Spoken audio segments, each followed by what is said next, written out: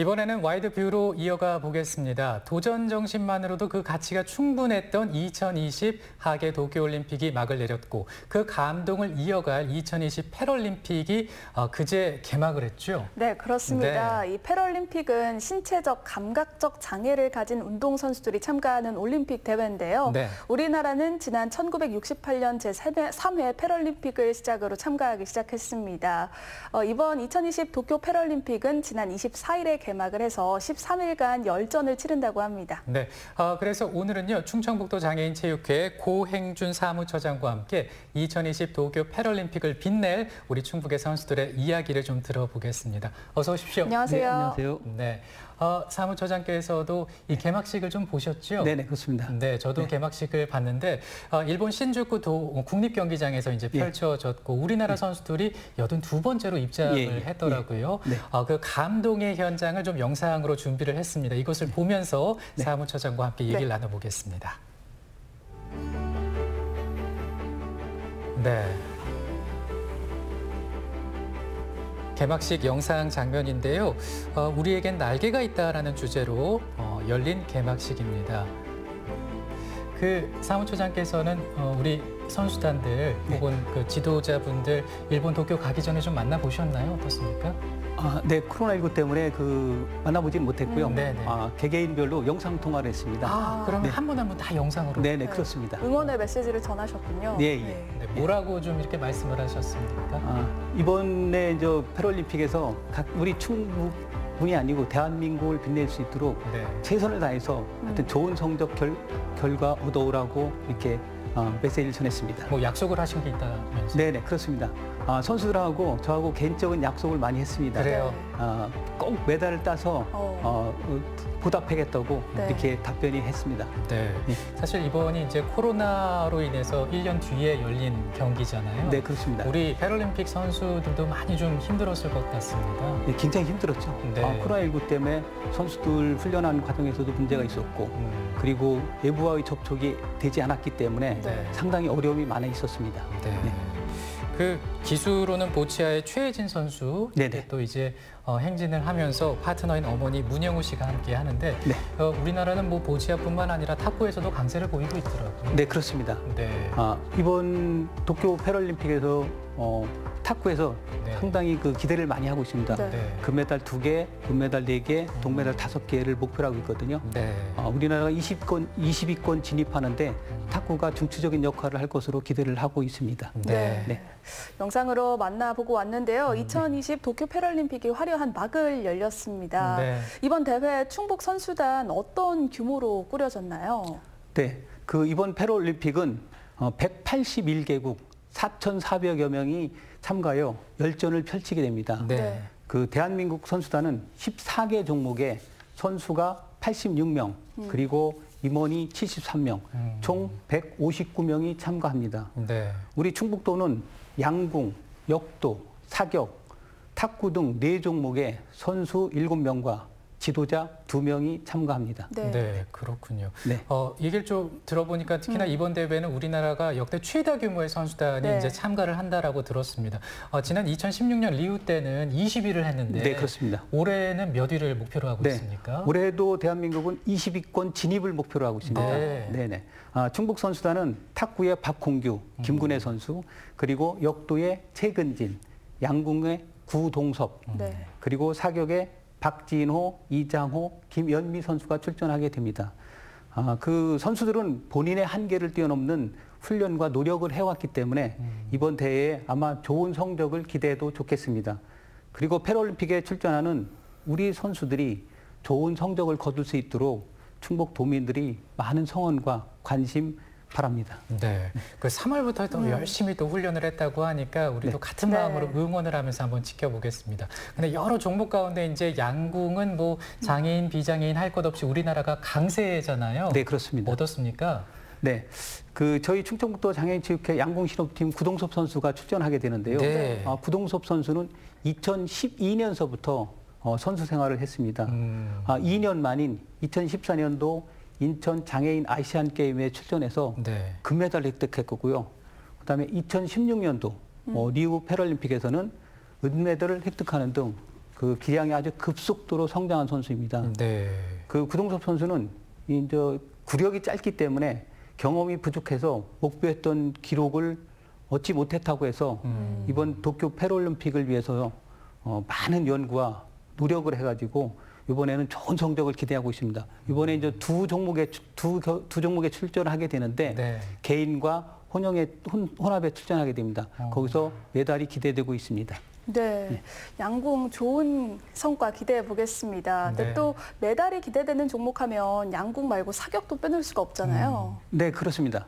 그 청주시청 사격실업팀 소속인 박진호 선수, 네. 그다음에 이장호 선수, 김현미 선수가 출전을 하게 됩니다.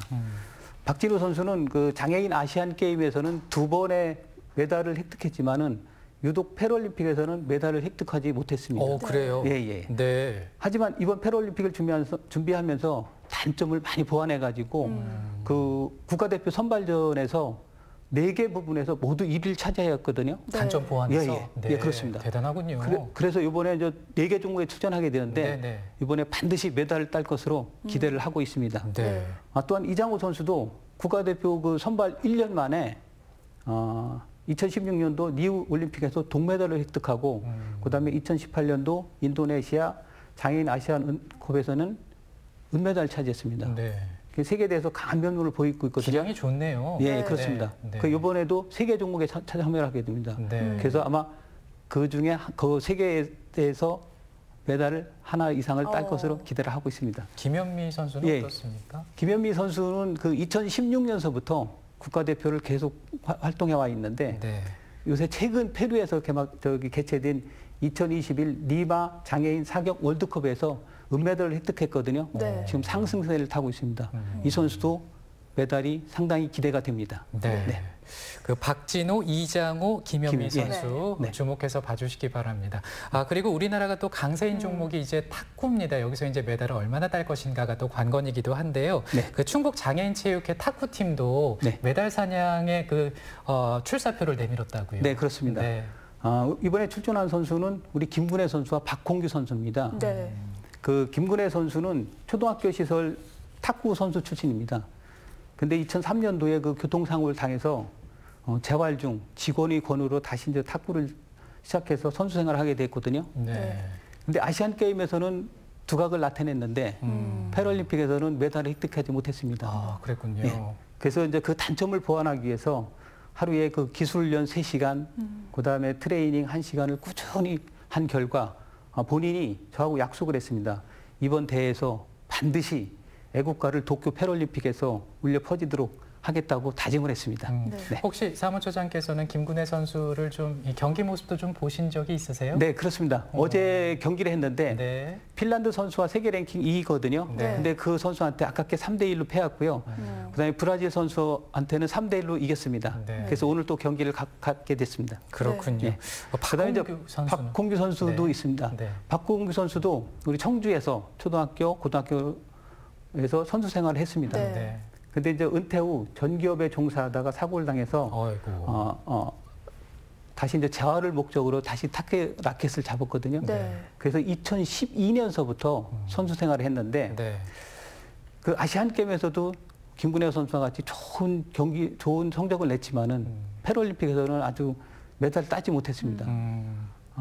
그래서 이번 도쿄 패럴림픽을 위해서 부족한 근력 운동에 집중해서 이번에 대회가 본인의 선수 생활이 마지막이라고 생각하면서 필승을 다짐했습니다. 아니 그 우리 오프닝에서도 좀 잠깐 전해드리긴 했는데 박홍규 선수 이집트를 상대로 네. 또 완승을 거뒀잖아요. 네, 그렇습니다. 네. 3대0 완승을 했습니다. 네, 네. 아주 기분 좋은 일입니다. 네네. 정말 축하할 일입니다. 네. 2020 도쿄 패럴림픽 역시 코로나 때문에 한 해 미뤄졌다 열리는 경기인데요. 네. 우리 선수들 어려운 점은 없었나요? 네, 많이 있었습니다. 사실 네. 코로나19 때문에 그 국내 대회 취소라든가 그 국가대표 선발전 연기 또 도쿄 패럴림픽 연기는 선수들에 대한 그 부담감과 네. 그다음에 피로감 이것이 가중됐었거든요. 그래서 훈련장 폐쇄와 또 개방은 계속 선수들에게 많은 어려움이 있었습니다. 그렇지만 현재 어려움을 이겨낸 선수들의 투지는 변함이 없기 때문에 이번에 좋은 경기력을 보여줄 것으로 확신하고 있습니다. 네. 우리 선수들도 이제 노력을 열심히 했지만은 또 특수한 상황에서 우리 지도를 해주신 지도자분들의 노력도 이제 우리가 얘기를 해봐야 될 것 같은데 정말 많이 힘드셨을 것 같아요. 애를 많이 쓰셨다고요. 네네, 그렇습니다. 감독의 경우 이제 부상 예방이나 그 심리적 부담감을 이겨낼 수 있도록 그 선수들과 함께 선수들이 없는 곳에서 항상 숨은 노력을 해왔거든요. 또한 선수들 개인에 맞는 훈련 프로그램과 지도 방식을 연구해서 선수들이 경기력 향상과 최상의 컨디션을 유지할 수 있도록 아주 음으로 양으로 헌신하였습니다. 그래서 이번에 모든 선수들이 한계를 뛰어넘어 최상의 성과를 낼 것을 확신하고 있습니다. 네, 좋습니다. 코로나라는 어려움에도 불구하고 우리 선수들 2020 도쿄 패럴림픽을 빛내기 위해서 밤낮 없이 땀방울을 흘리면서 훈련을 했죠. 네, 맞습니다. 그 코로나19로 인해서 그 선수들은 3월서부터 경기도 이천 선수촌에서 예부와 차단 텐트에 훈련을 해왔습니다.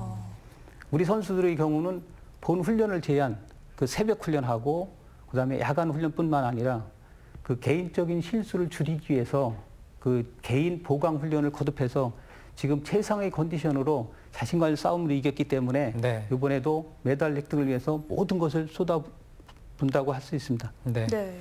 2020 도쿄 패럴림픽 그 어떤 대회보다 큰 감동을 선사할 것 같은데요. 선수들 개개인이 가진 차이에 따라서 서로 다른 방식과 속도로 메달을 획득하기 위해 도달하려는 모습이 그 어떤 메달보다 값지지 않을까 싶어요. 네네, 그렇습니다. 그 장애를 딛고 한계를 두려워하지 않는 선수들은 혼신을 다해서 세계 정상에 도전할 것입니다. 패럴림픽에 출전하는 우리 선수들은 불가능이 없는 스포츠, 그 이상의 스포츠를 보여줄 것으로 기대를 하고 있습니다. 물론 메달 획득도 상당히 중요합니다. 하지만 선수들이 자신의 한계를 뛰어넘는 모습을 우리 충북 도민 여러분들이 함께 응원해 주셨으면 합니다. 이제 좀 정리를 할 시간이 됐는데 사무처장님 지금 도쿄에 우리 선수들 그리고 지도자분들 가 계시잖아요. 어떤 말씀 전해주고 싶으세요? 사실 이제 그 많은 국민들이 이번 2020 도쿄 패럴림픽 계기로 장애인 스포츠를 알 수 있는 기회가 되었으면 합니다. 그 편견 없이 장애인 스포츠도 비장애인 스포츠와 같이 뛰어난 경기력 그리고 재미와 감동이 있습니다. 흘리는 땀은 다르지 않습니다. 패럴림픽에 참가하는 우리 선수들이 마음껏 기량을 발휘할 수 있도록 많은 관심과 응원 부탁드립니다. 그 질문 하나만 더 드려보겠습니다. 우리 장애인 그 패럴림픽 선수들이 이제 훈련을 하면서 어떤 그 지원을 좀 이런 걸 좀 더 해줬으면 좋겠다라든지 그런 얘기를 좀 들으신 게 있다면 뭐가 있을까요? 사실 이제 그 패럴림픽에 참가하는 선수들은 우리가 사실은 지원이 좀 부족합니다. 그래서 이것을 정부에서 좀 많은 혜택을 줄 수 있도록 이렇게 좀 노력을 했으면 좋겠고요.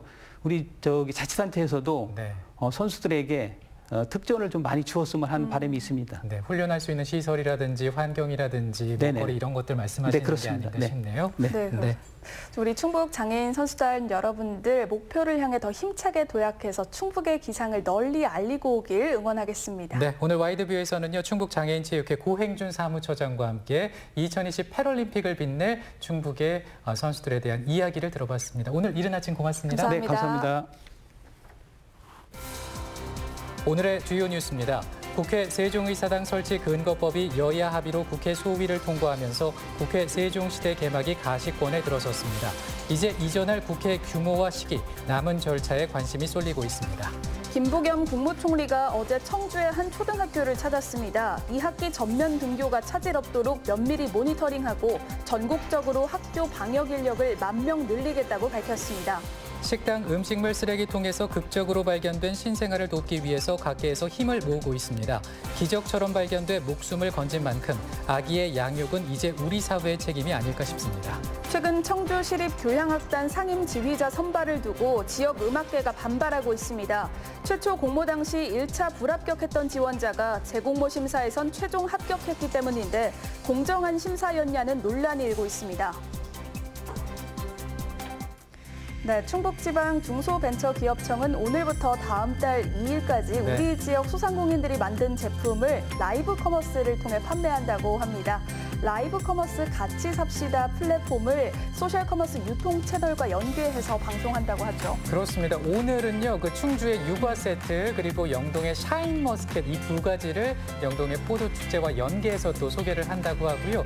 그리고 내일은 괴산의 고춧가루가 들어간 포기김치 그리고 친환경으로 재배한 찹쌀 제품도 만나볼 수 있다고 하네요. 네, 이 라이브 커머스를 통해서 소상공인들은 판로를 개척하고 소비자들은 질 좋은 지역의 농산물 제품들을 구매할 수 있는 기회가 됐으면 좋겠습니다. 그렇습니다.